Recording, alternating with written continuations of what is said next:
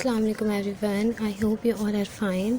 तो last video में हमने प्रैक्टिकल सेंटर के गैस पेपर का क्वेश्चन नंबर 2 सॉल्व किया था। ठीक है, आज के वीडियो में हम प्रैक्टिकल सेंटर के गैस पेपर क्लास 10 मैथ के क्वेश्चन नंबर 4 सॉल्व करेंगे। ठीक है, मैंने आपको इसको पूरा दिखा दिया था प्रैक्टिकल सेंटर का गैस पेपर। अगर किसी ने वो प्रीवियस वीडियो नहीं देखी है तो जाकर देख लें।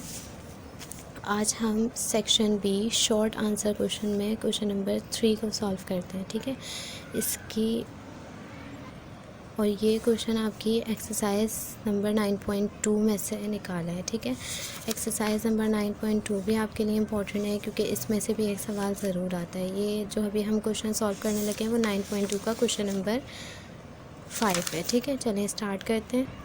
अब ज़रूरी नहीं है स्टूडेंट कि आप लोग एक ही क्वेश्चन करेंगे, यानी इस एक्सरसाइज में से एक क्वेश्चन गिवन है आपको और ये पूरी एक्सरसाइज ही तकरीबन आपके लिए इम्पोर्टेंट है। ठीक है, क्योंकि इसमें से हर ईयर में एक सवाल आया हुआ है, मॉडल पेपर में भी है और इस एक्सरसाइज में से एक क्वेश्चन ज़रूरी आएगा, तो आप सारे क्वेश्चन ही देखिएगा। ठीक है, अभी हम प्रैक्टिकल सेंटर का गैस पेपर सॉल्व कर रहे हैं, तो उसमें जो क्वेश्चन गिवन है हम उसको सॉल्व कर रहे हैं। अब इन क्वेश्चन में आपने करना क्या होता है, तो सबसे पहले क्वेश्चन को पढ़ लेते हैं कि क्वेश्चन हमें क्या गिवन है। ठीक है, ये रहा question number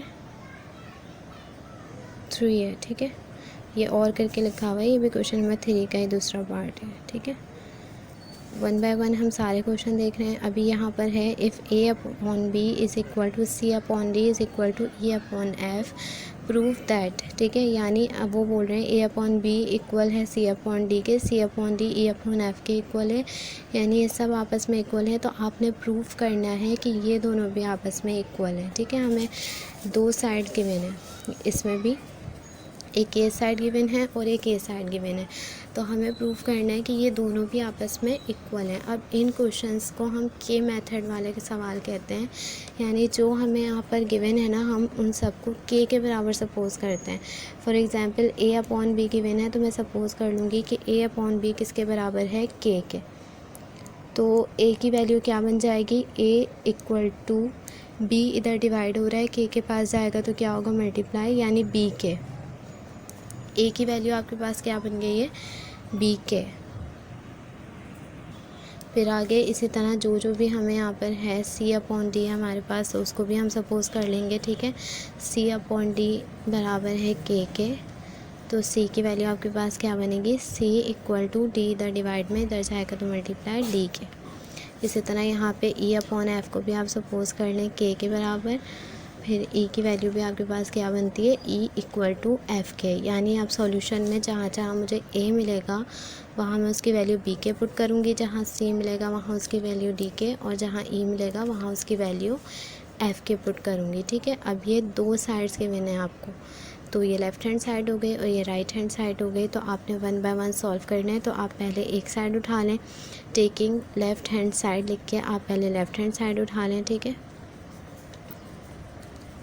taking left hand side, जो भी आपके लेफ़्ट हैंड साइड पे मौजूद है आप पहले उसको लिख लें, A4 B square plus A square E square minus E4 5। ठीक है, और upon B6 plus B square F square और माइनस F5। अब जैसे मैंने आपको बताया था कि ए की जगह बी के पुट करेंगे, सी की जगह डी के और ए की जगह एफ़ के, तो वही काम करने जा रहे हैं हम।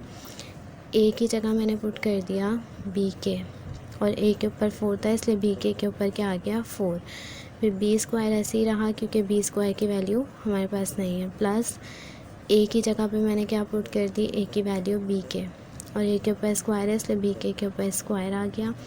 ई की वैल्यू कितनी है, एफ़ के, और ई के ऊपर स्क्वायर है इसलिए एफ़ के ऊपर भी क्या आ गया, स्क्वायर, माइनस E4। ठीक है, ई की वैल्यू एफ़ के है तो एफ़ के लिख के आपने 4 लिख दिया और बाहर एफ़ इसी तरह रहा, और नीचे जो वैल्यू है देखें, नीचे जो वेरिएबल्स हैं वो क्या क्या हैं, बी एफ़, इनकी वैल्यूज़ हमारे पास नहीं है तो वो हमने एज इट इज़ उतार दिया, B6 plus B square F square और माइनस F5। ठीक है, अब आगे काम करते हैं। देखें ये जो 4 है बी के बाहर, यानी ये जो 4 है ये बी के लिए भी है और ये के लिए भी है, तो अब हम क्या करेंगे, बी को भी 4 दे दिया आपने, के को भी 4 दे दिया, और जो साथ में बी स्क्वायर लिखा था वो अभी उसको ऐसे ही लिख दिया, ठीक है।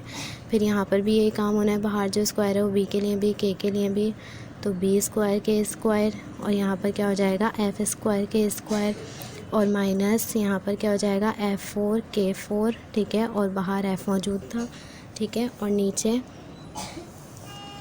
B6 plus B square F square और माइनस F5, ठीक है। अब क्या करना है आपने, देखें B4 और B2 यानी 4 B हो गए, 2 हो गए, तो B के ऊपर आपने क्या लिख देना है 6, यानी जब मल्टीप्लाई होते तो पावर क्या हो जाती है ऐड, यानी B4 और B2 आपके पास कितने हो गए 4 5 6, B6 K4 इसी तरह रहा यहाँ पर। और यहाँ पर देखें B इस के 2 है, ठीक है, दोनों के ऊपर 2 2 है, तो के कितने हो जाएंगे 4, बाकी बी स्क्वायर एफ स्क्वायर ऐसे ही रहा, के ऊपर क्या आ गया 4, ठीक है। यहाँ पर देखें F4 मौजूद है और यहाँ पर F के ऊपर कुछ भी नहीं है तो 1 है, तो आपके पास यहाँ पर F कितने हो गए 5, और K4 इसी तरह रहा, और अपॉन में जो वैल्यू है वो भी उसी तरीके से रहेगी, ठीक है। B6 plus B square F square और minus F5।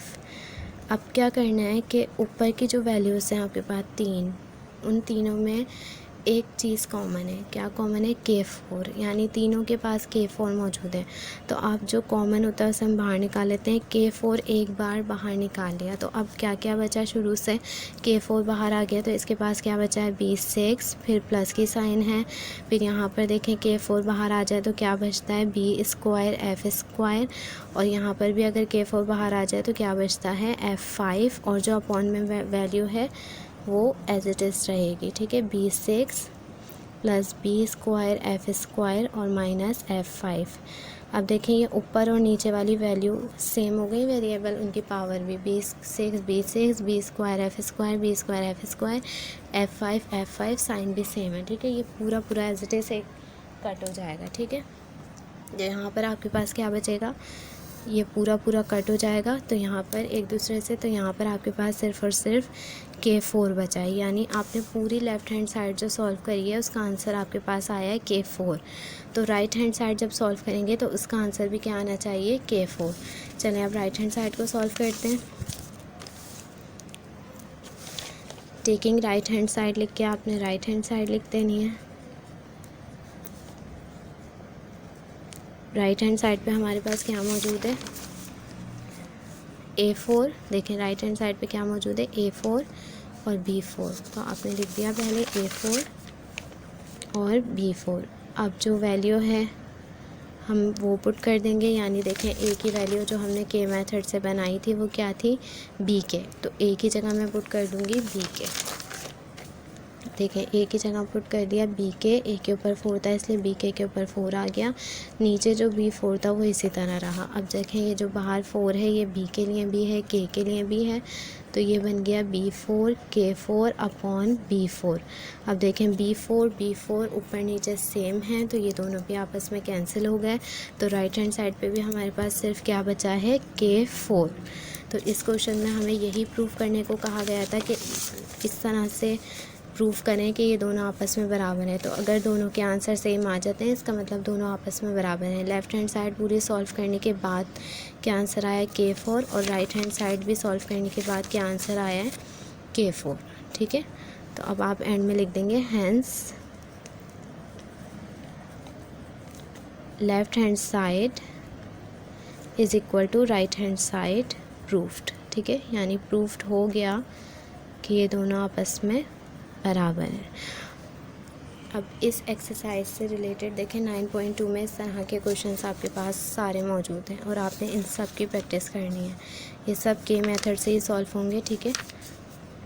I hope video आपके लिए हेल्पफुल रही हो। अल्लाह हाफिज़।